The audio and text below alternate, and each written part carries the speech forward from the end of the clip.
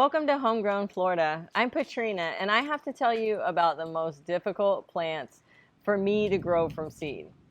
It's actually kind of embarrassing for me to admit this because these plants supposedly grow like weeds here in Florida, but I have always struggled with them.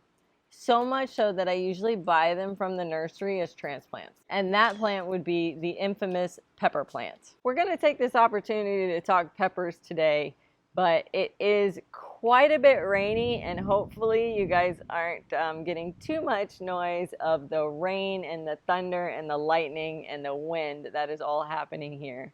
But if you are, take it in. Take it as peaceful, relaxing as we sit and talk about peppers.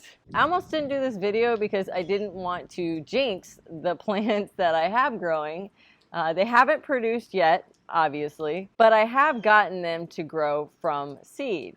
You might be asking me why I'm so focused on growing these from seed rather than just grabbing a transplant like I did before. There are actually two reasons why it was so important for me to start these from seed. The first is because transplants are getting very expensive. Before they started getting up to $5 a plant, I could convince myself that this was still an economical solution for me because peppers can live through our winters here, and with some special care, basically they're short-lived perennials. But with the price going up, it has become less and less of an option. The other reason, and probably my main motivation, is because I really want to grow some peppers that were of some different varieties that I can never seem to find in the store.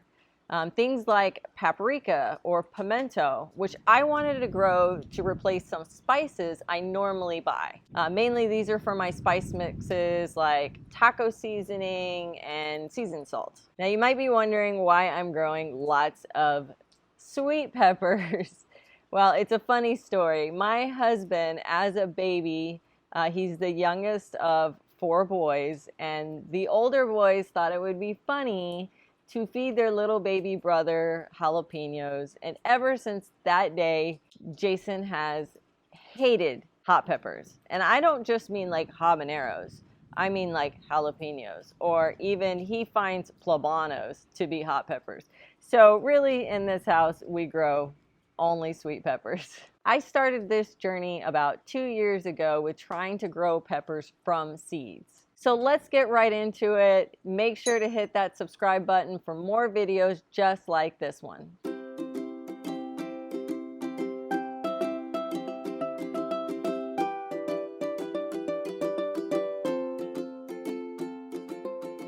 So I've tried starting seeds in trays outside at various times of the year to see when they would germinate best, and that barely worked. I probably had like a 10% germination rate.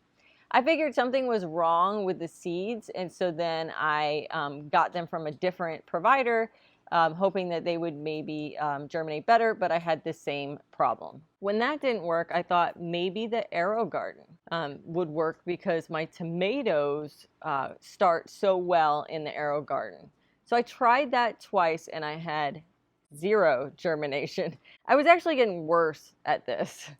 So then I decided to roll back to the basics, to my early days of seed starting, and go with the wet paper towel method. It is a method in which you put a wet paper towel with the seeds in between, then put it in a plastic bag, and that creates humidity. I left the little baggies inside the house and the seeds basically rotted. Then I figured they probably needed more warmth. So I started just 1 seed in the wet paper towel method, in the plastic baggie, but this time I put them outside, and it was during the summer, so it was super hot. It was May, and it worked. They sprouted after 3 weeks. Based on what I've learned about the seedlings, I knew I would need more than just 1 plant of each, since there are a lot of things that could happen to the seedlings as they grow. So I restarted the seeds, and I did 10 seeds of each of the 2 types of peppers, and then I added a couple other different types of peppers I wanted to grow. Right on schedule, they germinated in 3 weeks. But I only got about a 50% germination rate, so I had about 5 plants per variety. I carefully moved them into trays and then crossed my fingers that they would survive. Some of the seedlings have died for various reasons, but I have gotten to the point that I have at least 3 plants of each of the varieties. I've been up potting them together to help save space, but now I'm at a point where I need to move them up another pot size all by themselves. So today I'm going to show you how I separate the plants and then pot them up into their own pots. First, let's grab the plants and their new pots. I'm using an organic garden mix with some garden tone fertilizer. I'll mix that in really good. I start by marking the pot so I know which variety is which. I used to use those plastic tabs in the past, but they always seem to wear out. Painter's tape and a Sharpie have worked in a pinch. I'm removing the whole plant from the pot and gently pulling the plants apart while being careful with the roots.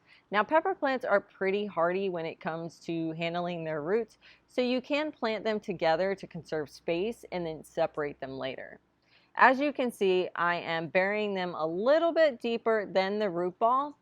Peppers are kind of similar to tomatoes in that they can form roots along the stem, but they're not as good at it or as fast as tomatoes are in doing this.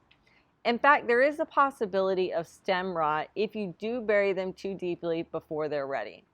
So the deepest I go is to their first set of seed leaves, not true leaves.